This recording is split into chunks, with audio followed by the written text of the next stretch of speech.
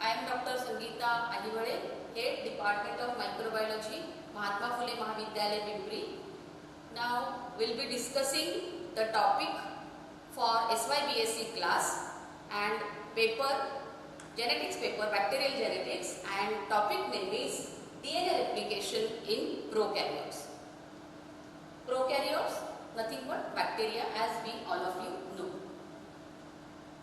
So, very first important thing, what is the need of DNA replication? We all know that the information, genetic information is transferred from parents to the progeny, and that information is transferred in the form of DNA.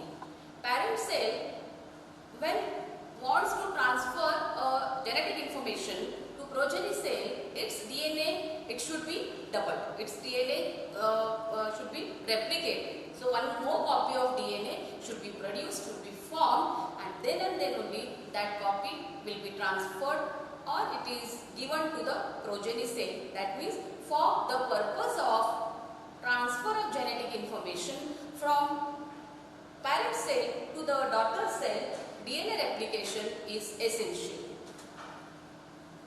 Now we all know that DNA replication has been studied, very well studied in prokaryotes, primarily because of the small size of the genome and because of the large variety of mutants that are available. So whenever we say prokaryotes, geneticists, they prefer the bacterium E. coli. It's a very simple organism, its doubling time is very less, and it is easily the mechanisms or the processes are studied in E. coli. So as we all know, E. coli has 4.6 million base pairs in a single circular chromosome, and all of it gets replicated in approximately 42 minutes, starting from a single site along the chromosome and proceeding around the circle in both the directions. Means E. coli chromosome, small in size, as we all know, prokaryotic or bacterial chromosomes, they are circular in nature, having single origin of replication. Okay, and for the replication of the whole genome of E. coli, as it contains 4.6 million base pairs, it needs 42 minutes. Okay, the whole process, it needs 42 minutes. This means that approximately 1000 nucleotides are added per second. Thus, the process is quite rapid and occurs without any mistakes. That's why we prefer E. coli for the basic studies of genetics. So, first we should understand what is the purpose of DNA replication. DNA replication, its purpose is, as we know that cell need to make a copy of DNA before dividing. So, each daughter cell has a complete copy of genetic information. If you wish, or if the parental cell wish to give information, genetic information to the progeny cell, then the DNA, one more copy of DNA should be prepared, and that one more copy of DNA is prepared, is synthesized by the process known as DNA replication. Initially, scientists, they proposed 3 different models of DNA replication. First, as you can see, semi-conservative model, middle one conservative model, and last one dispersive model. 3 models were proposed, and it was found that, or it was proved that DNA replication takes place by a semi-conservative mean. Conservative and dispersive modes, they could not give proper evidence, means the evidence which we get from the Michelson and Stahl's experiment, that gives us an information that the DNA replication, it takes place via semi-conservative mode. So what is this semi-conservative mode? The first one, in the semi-conservative mode, semi means half. Okay, conservative means the parental one strand is conserved in the daughter cell and one new strand is synthesized. So what happens in the semi-conservative mode of DNA replication? Parental DNA duplex, okay, as you can see here, it gets separated, and using that parental DNA strand as template, new daughter DNA strand is synthesized. And that's why this is called semi-conservative mode of DNA replication. So in the semi-conservative mode of DNA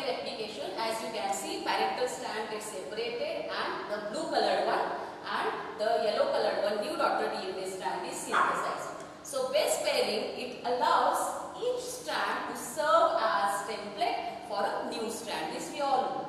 Okay? New strand is half parent template and half new DNA. This new daughter DNA duplex which is formed, it consists of half parent template, that is one single strand from parent and one strand which is newly synthesized. That's why it is called semi-conservative way of DNA replication. Okay? So, once the DNA strands have been synthesized, these strands they have anti-parallel nature. Means both the strands they run in opposite direction. So, nucleotides in DNA backbone. When we say DNA backbone, it is nothing but the sugar phosphate backbone. So, nucleotides in the DNA backbone are bonded from phosphate sugar between 3' to 5' carbon. DNA molecule has a direction. When it is synthesized in a specific direction. It has a proper direction. Okay, complementary strands run in opposite direction. As you can see there, one strand, if you fix the direction from upper side, you can say that one strand is running from 5' to 3' direction and another strand from the fixed direction is running from 3' to 5' direction. So, when both the strands they run in opposite direction, we call that as anti-parallel nature of DNA. So, in one strand, the orientation of sugar, as you can see, it is inverted one, and in another strand, second strand, you can see the sugar is in a normal right position. So, in this way, we can say that DNA strands, they are anti-parallel in nature. See the 5' end, the direction if we fix 5' end, 3' end. Okay. Another strand, 3' end, 5' end. So, in this way, we can say that DNA strands, both the strands, they are anti-parallel in nature. When DNA strands are synthesized through the process of DNA replication, we know that nitrogen bases, they are joined together, adenine pairs with thymine with 2 hydrogen bonds, cytosine pair with guanine with 3 hydrogen bonds. There is a sugar phosphate backbone. This is called sugar phosphate backbone. So, 2 strands having sugar phosphate backbone. So, here we can see that in the DNA structure there are 2 kinds of bonds. One is strong type of bond and another one is a weak bond. Okay. So, which one is the weak bond? So, as you can see, the nitrogen bases which are joined with each other, means there is a Chargaff's rule which states that adenine always pairs with thymine, cytosine always pairs with guanine. So, adenine when it pairs with thymine, 2 hydrogen bonds are formed in between them. Guanine when pairs with cytosine, 3 hydrogen bonds are formed. So, the type of the dotted line, as you can see, dotted line is nothing but the hydrogen bond. So, hydrogen bonds are a kind of weak interaction. And strong bond, it is always in the form of covalent bond. So, the sugar phosphate backbone which has 3' 5' phosphodiester bond, as you can see there, it is called covalent phosphodiester bond. This is the phosphodiester bond. So, that phosphodiester bond is a strong type of bond. So, sugar phosphate backbone has a strong covalent bond and the nitrogen bases in between them, they have weak interaction in the form of hydrogen bonds. Now, let us consider an example of E. coli. As we have discussed, E. coli chromosome is circular in nature. There is a single origin of replication. Okay, that single origin of replication, that is known as ORI-C gene. Okay, ORI-C gene or ORI-C sequence. Okay, opposite to that ORI-C gene, there is a sequence where the replication gets terminated. That sequence is called, that gene is called TER gene. TER stands for termination. Okay, ORI-C, origin of replication, that's why the name of that gene is given as ORI-C, where replication is initiated. Now, if you look at carefully at ORI-C gene on E. coli chromosome, as we said that it is a circular chromosome, on ORI-C gene, in ORI-C gene we can find important sequences. 3 very important important sequences present at ORI-C gene which will help that organism or which will help in the process of initiation of the replication mechanism. These three sequences are very, very important to initiate, to start the replication process. What are those three important sequences? ORI-C gene, or you can see the origin of replication, it consists of many GATC sequences. Okay, as you can see the underlined sequence, GATC sequence. ORI-C gene also rich in AT sequence. AT rich region also has many AT rich sequences are found. Then important consensus, you can say consensus sequence, which is repeated many times, and that sequence, as you can see in yellow color, that is a DNA A box.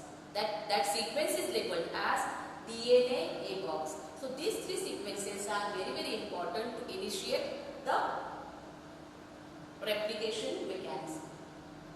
Why? What is the significance of AT rich region? Why that ORI-C gene, it is rich in adenine thymine residues or nitrogen bases. As we know that adenine and thymine, they pair with only two hydrogen bonds, so it becomes very easy for the enzyme or the proteins which are involved in the replication to degrade, to destroy, to remove the hydrogen bond between the adenine and thymine, and thus the two strands they get separated. So for easy separation of the strand, nature might have created this. At ORI-C region, you may have or you have that maximum AT rich region. Okay, then GATC and DNA A box. Let us see what is the significance of other sequences or why these three sequences are important at ORI-C gene where replication is initiated. Okay, so let us see the events that occur at ORI-C gene to initiate the replication process. As you can see, the upper one, the double stranded structure, as you can see, it is the ORI-C gene. Okay, this part AT rich region. Then next to that there are many blue boxes you can see. Those are DNA A boxes. GATC sequence is also important because GATC, the cytosine residue or that sequence, that particular region is methylated, so that it is protected from the effect of endonucleases or exonucleases. So GATC sequence is for that particular purpose. Now, how actually the replication initiated at ORI-C gene? See the DNA A box. There are four different blue colored boxes have been shown. Okay, so at those boxes, that is a sequence where a particular kind of protein goes and binds. That protein, as you can see here, DNA A protein, the light purple colored one, with the help of HU and IHF protein.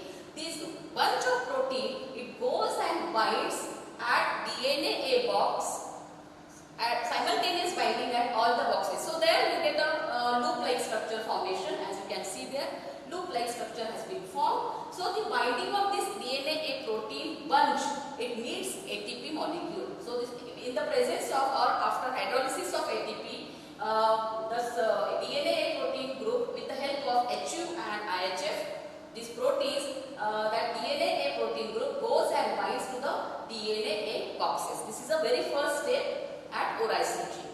Okay, so in this way you can see the significance of DNA A box.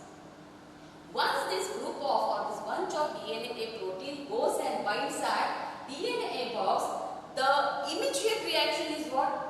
The AT rich region, the hydrogen bonds between AT rich region, they get destroyed and both the strands they get separated. As you can see, single loop like structure in AT rich region you can see. Okay. So what happens in the second step? Second step, it involves binding of what? DNA B. As you can see here, DNA B protein along with DNA C protein, these two proteins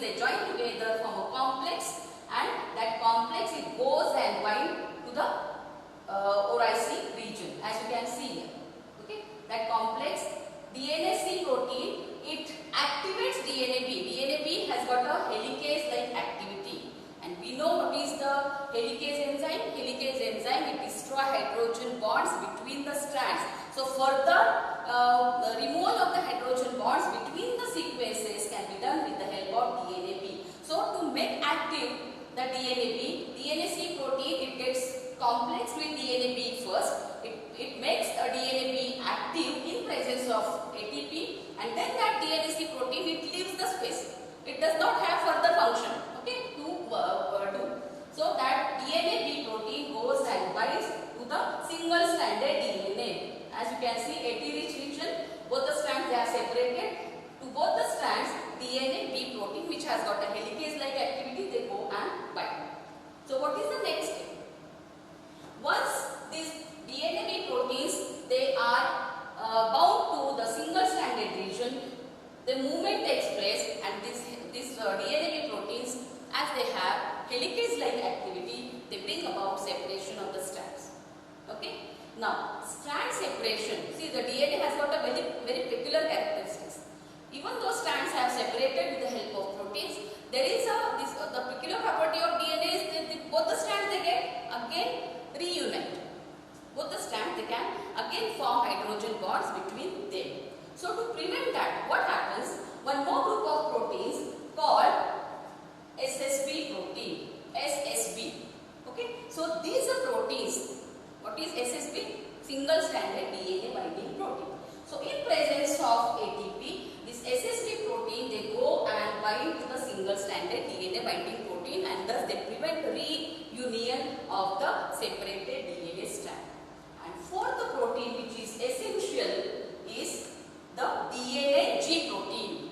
DNA-G protein, it has got a primase-like activity. Once this SSB protein go and bind, DNA-G protein go and bind, immediately DNA-A, it leaves the space from the DNA-A box. So in this way, strand separation, primase enzyme, as we all know, primase is an enzyme which produces or which synthesizes RNA primer. So RNA primer is an essential or pre-requirement for the synthesis of DNA, because DNA synthesizing enzyme, DNA polymerase, it needs primer to initiate replication. So that this kind of event takes place, or all these proteins, they are involved in the replication initiation. Okay, so this we can call it as replication initiation. These many proteins are involved in the initiation. Once the replication is initiated, further group of enzymes, further group of proteins, they will perform their job. As you can see, primase enzymes, okay, SSB protein, and these are the DNA-B protein which has got a helicase-like activity. From both the ends, two replication forks have been formed and helicase will move in opposite direction. So what happens in the replication process? Very first step, unwinding of DNA. So unwinding or removal of hydrogen bond can be brought about by helicase enzyme. As you can see, unwinding, this is a open complex, as you can see, unwinds part of DNA helix, the middle one, as you can see in the slide. So, helicase enzyme activity.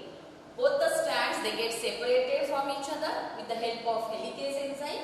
So unwinding is very essential. Unwinding before synthesis of DNA unwinding is important one, and that is brought about by helicase enzyme. See, at both the replication forks, you get the activity of helicase enzyme. Okay. So second, as we have discussed earlier, this single-stranded DNAs are stabilized by single-stranded DNA binding protein. So this SSB protein, they prevent DNA molecule from closing. So reunion is prevented. Okay. As you can see, single-stranded DNA binding protein. And third, this is structure, this kind of structure which is created from at both the sides. It is called replication fork. When strands are separated and the upstream strand or the ahead, you can see the binded DNA, and at a particular point only both the strands are separated. Then can say this is a replication fork structure. So on bacterial chromosome, there are two replication forks as you can see here. Third important enzyme, DNA gyrase. That enzyme prevents tangling upstream from the replication fork. So tangling means making the complex structure involving strands, joining the strands. That activity is prevented by DNA gyrase enzyme. See the activity of DNA gyrase enzyme. So what is the second step? Now at ORIC, whatever enzymes and proteins were involved, after initiation, they will bring about only start of the replication. Okay, second step is elongation. Second step is actual replication mechanism.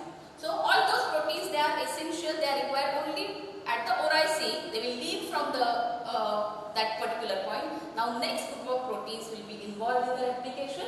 The very first important enzyme which is involved in the replication is RNA primase enzyme. So what is the role of RNA primase? RNA primase is an enzyme which synthesizes a small molecule of RNA. 10 to 12 nucleotide long RNA molecule is synthesized. Okay? RNA primase enzyme. Why must this be done? Why RNA primase is essential?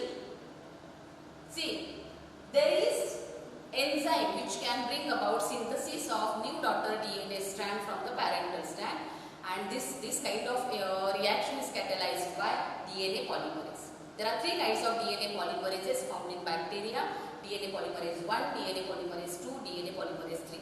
What is the function of this particular kind of enzyme? To synthesize daughter DNA from the parental DNA strand. So for the synthesis of new daughter DNA, this DNA polymerases, they have got some unusual kind of properties. They cannot start or they initiate replication directly. They need a primer, RNA primer.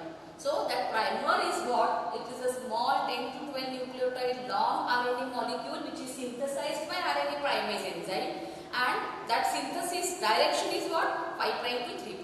And then to the 3' end only, DNA polymerase enzyme, it can add nucleotides. Means without the primer, DNA polymerase 3 cannot initiate replication mechanism. Got the thing? Means suppose the parental strand is there is adenine, first nucleotide, then second nucleotide gone in. Complementary nucleotides which will be added to the growing daughter DNA strand. Adenine, complementary nucleotide is thymine, guanine, complementary nucleotide is cytosine. Now this bunch of nucleotides is there, but DNA polymerase cannot do that work. Okay? Nucleotides join, means two nucleotides, they cannot be joined together without the primer. This is the unusual property of DNA polymerase. It cannot do that. So the primer is essential. So how primer is synthesized? As you can see here, the DNA synthesis requires RNA primer. This is a small RNA primer synthesized by the primase enzyme first. So this is DNA, this is RNA molecule. Initially we can say this is a DNA RNA hybrid-like structure.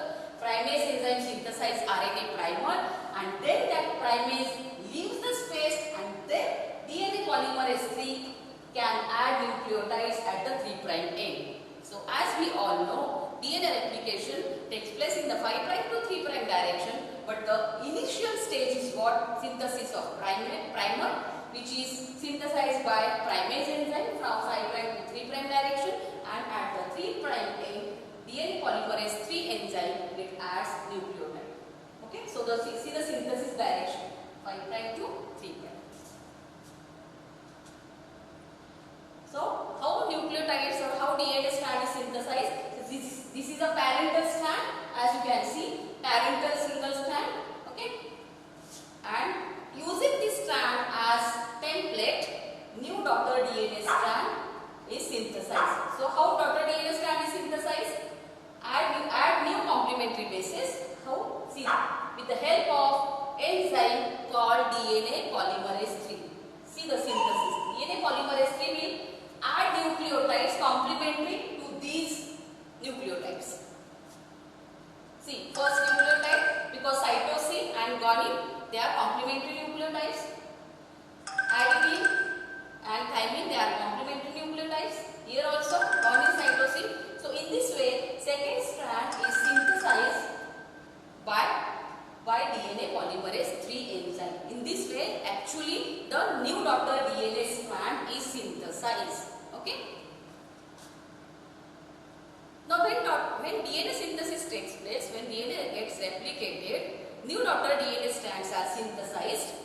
One strand is continuously synthesized and one strand is synthesized in the fragment form. So the strand which is synthesized in a continuous manner without any gap, okay, that is called leading strand, and the strand which is synthesized in a fragment form, it is called lagging strand. So once both the parental strands they get separated, this is a replication fork. Here only one replication fork has been shown. Okay, two strands they are separated. Single stranded DNA binding protein and all I have not shown yet these things over here, because let us understand the mechanism first, how actually leading and lagging strand synthesis takes place. See the first step. We all know this. Which enzyme is this? This is helicase. This is single stranded DNA binding protein. They will act, and replication fork. See the direction of replication fork. Okay, growing replication fork has been shown. See the direction of the strand 3' to 5'. First strand, upper strand 3' to 5', lower strand 5' to 3'. Now this DNA, this replication fork, the single stranded DNA, they are now ready to synthesize the daughter DNA strand. So DNA polymerase 3, which will bring about synthesis of DNA from the 5' to 3' direction, as we have discussed this. But that DNA polymerase 3, it cannot initiate the synthesis of new daughter DNA strand unless and until RNA primer is there. So the small 5' to 3', that orange colored structure is nothing but a small RNA primer synthesized by primase enzyme. So that is a primase. Primase enzyme synthesized RNA primer. Once you have a primer there, DNA polymerase now it does not have any problem, any complications. It will immediately add nucleotides to the 3' end of the primer. So in this way, first strand will be synthesized from 5' to 3' direction by DNA polymerase 3. This is called leading strand. Now, second strand which is synthesized, actually DNA replication is always from 5' to 3' direction. The direction is fixed. New daughter DNA strand is always synthesized from 5' to 3' direction. So as you can see here, first primer synthesized, that primer is extended by DNA polymerase, primer is removed afterward, that thing we will see later on. Now let us see the second daughter DNA strand, how it is synthesized. Now you must be wondering, yes, now second strand will be synthesized in the same direction, in the direction of replication 4. Is it true? No. DNA replication never takes place from 3' to 5' direction. This is a wrong thing. DNA has to be replicated from the 5' to 3' direction. Then what to do now? So the enzymes, the proteins, they know this. We don't have to start replication from that point. Okay. So for the second daughter DNA strand, using that strand as template, new daughter DNA strand will be synthesized in this direction. So away from the replication fork. So this is the point. One strand is synthesized continuously towards the replication fork. It is called leading strand. It is towards the replication fork, and another strand which is synthesized away from the replication fork is the lagging strand. It is called lagging strand. So how that takes place here? Like this. In a form of small fragments, second strand is synthesized. Okay. So these fragments, these fragments are synthesized in the second strand, and they are, when joined together, they are called lagging strand. So limits of DNA polymerase 3, as we all know that it can add nucleotides onto It never happens that replication is initiated from 3 prime to 5 prime. It is always from the 5 prime to 3 prime. So DNA polymerase can add new nucleotides which are complementary to the nucleotides present on the parental or the template strand. Those complementary nucleotides will be added in the growing DNA daughter strand only at the 3 prime end. So this is the limit of DNA polymerase 3 enzyme. So the second kind of strand which is synthesized, it is synthesized in a fragment form. Fragment form, small 800 to 900 nucleotide sequences are there. Those small, that second strand of DNA, it is synthesized in the fragment form. Those are called Okazaki fragment, and Okazaki, scientist Okazaki, he for the first time invented those fragments, and that's why they are named Okazaki fragments. See, now the strands, the fragments which are synthesized, they are joined together. All these fragments, they are joined together at this particular point, 3 prime, 5 prime. The name of the enzyme is DNA ligase enzyme. So what DNA ligase does? DNA ligase enzyme, it produces or it forms 3 prime, 5 prime phosphodiester bond, and thus the strand is now synthesized completely. All the fragments are joined together. Okay, so and that strand is called lagging strand, and the strand which is synthesized continuously, it is called leading strand. The strand which is synthesized in the fragment form discontinuously, it is called lagging strand. Okay, so lagging strand, again Okazaki fragments which are joined together by DNA ligase enzyme. That DNA ligase enzyme is called a spot welder enzyme. Okay, so what happens exactly actually at the lagging strand? What are the other steps involved at the lagging strand? Let us see once again how lagging strand is synthesized. Primase will synthesize RNA primer, will be extended by DNA polymerase as we have discussed in the last slide. Okay, this is a continuous strand. So this is leading strand, and for lagging strand, small dark red color as you can see is the RNA primer extended by DNA polymerase 3. Small segment you got. Second strand will be synthesized in the similar fashion. Likewise, you get many small fragments, but for each and every fragment synthesis, you need a separate RNA primer. Remember this. Separate RNA primer is essential. Means for the lagging strand synthesis, which are the lagging strand is synthesized first in the fragment form. We know those fragments are called as Okazaki fragment. For each fragment synthesis, you need a separate RNA primer. So many primers are required for the synthesis of the lagging strand, whereas for the synthesis of leading strand, single RNA primer is essential. Now, see. Okay.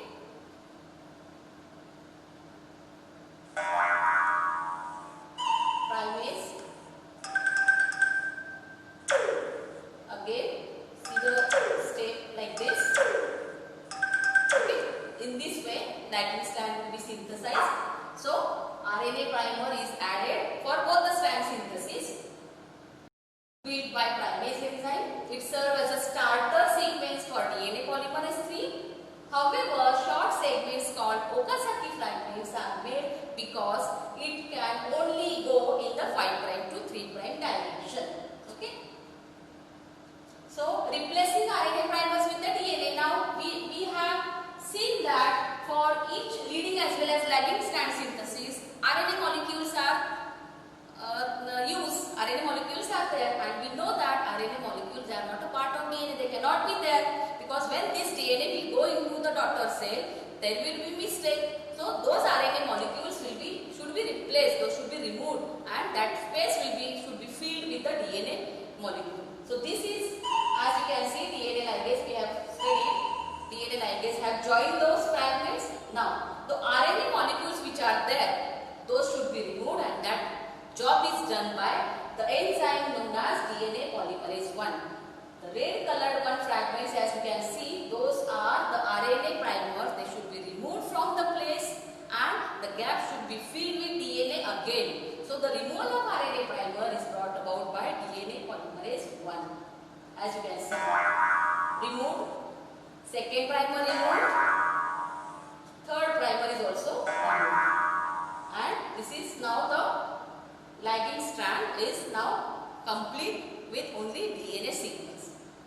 Similar way, leading strand RNA primer is removed by DNA polymerase 1 enzyme and then that gap is filled by the same enzyme, okay, and you get the synthesis of complete DNA sequence. So what is the role of DNA polymerase 1? DNA polymerase 1 removes sections of RNA primer and replaces with the DNA nucleotides. So these strands are glued together by DNA ligase enzyme. Glued together means they are joined together by DNA ligase enzyme. Now we can say that the replication is proper or it is taking place. See, direction of replication towards the replication 4, 5' to 3' direction. Okay, helicase enzyme. What helicase enzyme does? Remove the hydrogen bond between the nitrogen bases. So as you can see, this is a zip-like structure. Zip, when it is half open, the structure which you get, it is exactly same like this. So that zip, consider that zip as a template strand. Using that template strand, new daughter DNA strand, which is light colored, blue light colored one, as you can see, is synthesized. So SSB protein, okay. Primase, we know what is the role of primase. What is the role of DNA polymerase 3? Just now we have discussed. Okazaki fragments at lagging strand, Okazaki fragments are synthesized.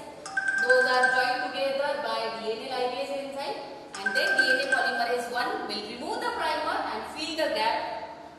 Again, the DNA molecule will be synthesized there by DNA polymerase 1. So one strand is synthesized continuously towards the replication 4 called leading strand. Another strand is synthesized in a discontinuous manner or in fragment form. It is called lagging strand. Got the thing? Okay. Now see, this kind of events take place on the circular chromosome of E. coli. So in this slide, what you can see is a circular chromosome of E. coli. Okay.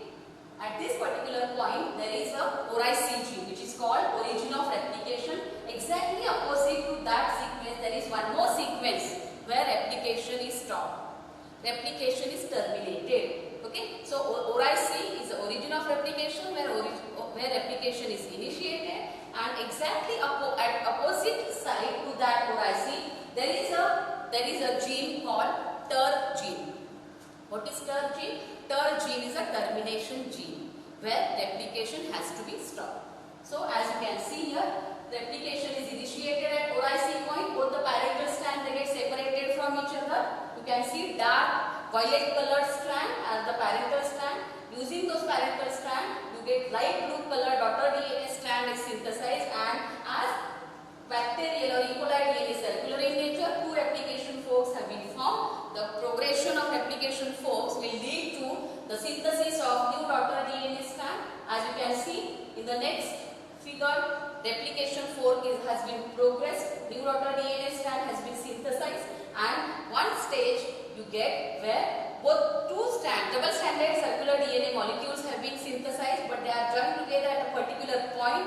That orange color small point you can see, it is a TER sequence where both the strands, they are not, both the DNA molecules, double-stranded DNA molecules, they are not yet separated from each other. That is a terminator point or TER sequence. Some important event again takes place at TER sequence, and then both the strands, they get separated. So from one single double-stranded circular DNA, you get two double-stranded DNA molecule through the process of replication. Okay. This is the electron micrograph of replicating E. coli chromosome. As you can see, the progression of replication in the structure which you get during the progression of replication, it is like a butterfly. So it is butterfly, which is also said as butterfly model of DNA replication for E. coli or for bacterial chromosome. How replication is terminated? How replication is terminated? As I have told you that at ORI-C, exactly opposite to ORI-C, there is a ter sequence or terminator sequence, and what happens at that particular point?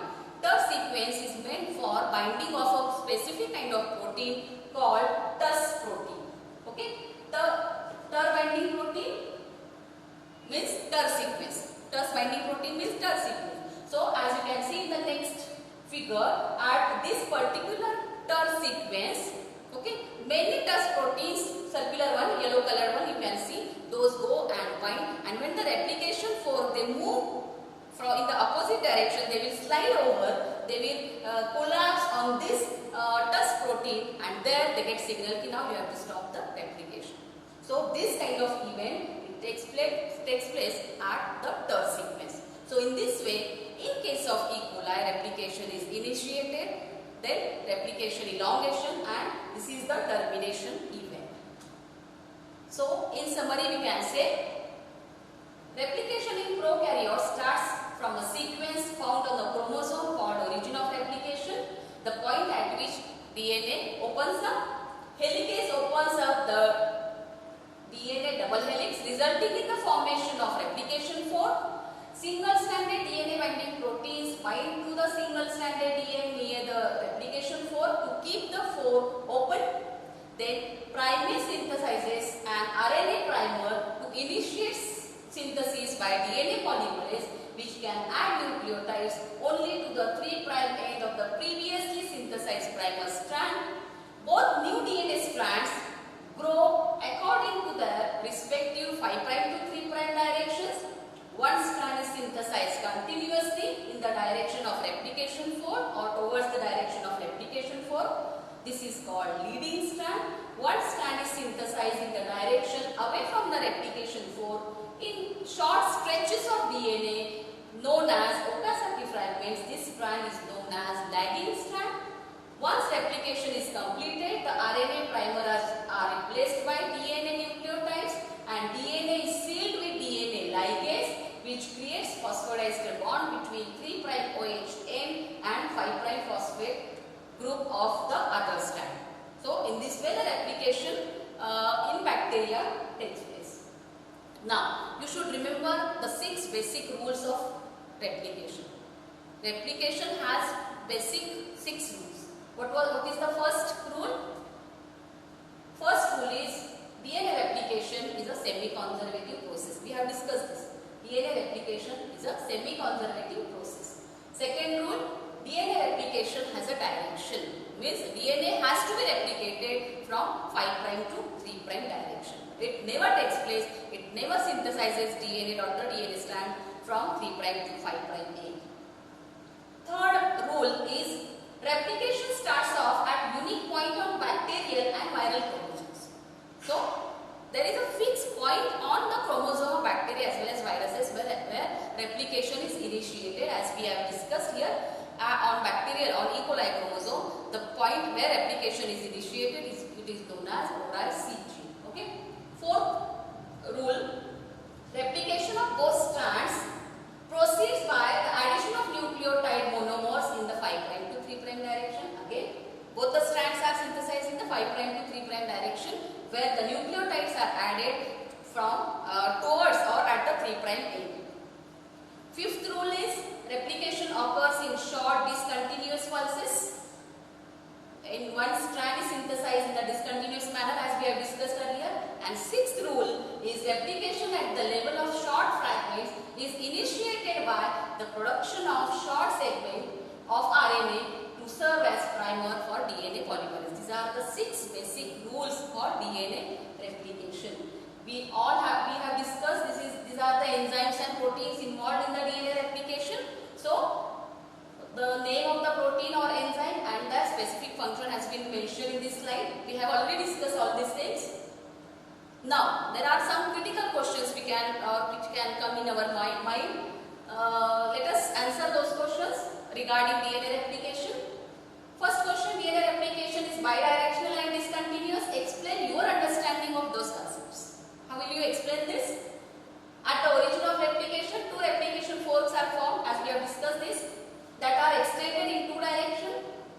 On the lagging strand, Okazaki fragments are formed in a discontinuous manner. So, what do you mean by discontinuous strand synthesis? As we know, Okazaki fragments, they are formed, they are produced in the fragment forms. So, they are joined together afterwards. Second question may come in your mind, what are Okazaki fragments and how they are formed? So, short DNA fragments are formed on the lagging strand synthesized in a direction away from the replication fork. These are synthesized by DNA polymerase. So, DNA polymerase 3 is involved in this. Third question, if the rate of replication in a particular prokaryotes is 900 nucleotides per second, how long would it take 1.2 million base per genome to make 2 copies? If you calculate this mathematically, the answer will come 1333, that is 1333 seconds or 22.2 minutes. There is one kind of a small formula for this. You can do this and you can get this answer. Fourth question would be, explain the event taking place at the replication fork if the gene for helicase is mutated. What part of replication will be affected? We know the role of helicase enzyme. It removes hydrogen bonds between the two strands of DNA. But if that helicase enzyme gets mutated, what would happen? So, answer for this question is, at the replication fork, the events taking place are helicase action, binding of single-stranded DNA by new proteins, primer synthesis by primase enzyme, and synthesis of new daughter DNA strand. If there is a mutated helicase gene, the replication fork will not be extended. We know this, helicase, if it is mutated, it will not perform its job. Fifth question, what is the role of primer in DNA replication? What will happen if you forgot to add primer in a tube containing the reaction mixture for DNA sequencing reaction? So, as we all know, primer provides 3' OH group or 3' OH for DNA polymerase to start adding nucleotides. There would be no reaction in the tube without the primer. If you don't add primer, no extension of that primer by DNA polymerase would be there, and no bands would be visible on the electrophoresis. This is very important question. Such questions should come in your mind. And last question, there is one antibiotic known to treat bacterial infection by blocking the activity of topoisomerase enzyme. Why does this treatment work? Explain what occurs at the molecular level. We know on antibiotic, its major effect, major mode of action is on topoisomerase. Topoisomerase, it removes the supercoiling. Negative supercoilings can be removed by topoisomerase enzyme. And if you add phenol, if you want to treat bacterial infection, then you can target this topoisomerase enzyme. So, quinolone is one of the antibiotic which will target your topoisomerase enzyme. So, for this question, what could be the answer? Bacteria treated with quinolones will no longer be able to replicate their DNA because topoisomerases, what is its role? Topoisomerase relieves the excess DNA supercoiling that occurs ahead of the replication fork as DNA is unbound for replication. If topoisomerase is inhibited, DNA helicase will only be able to unwind the DNA for a short stretch before the supercoiling becomes too overload for replication to continue. So, these are some tricky questions or questions which should come in your mind, and these are the probable answers for those questions. Okay, thank you very much.